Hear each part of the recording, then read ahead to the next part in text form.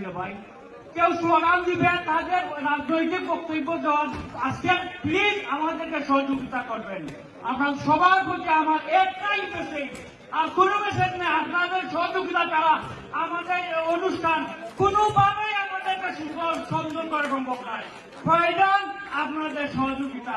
আমি বিনীতভাবে অনুরোধ করব, আমরা প্রথমে বাংলাদেশ সোসাইটি এবং কনসুলেট অফিস যৌথভাবে আমরা পুষ্পমাল্য স্থাপন করব।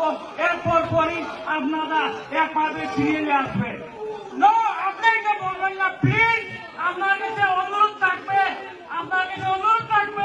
আপনারা কেউ এখানে উৎসুকতা করবেন না।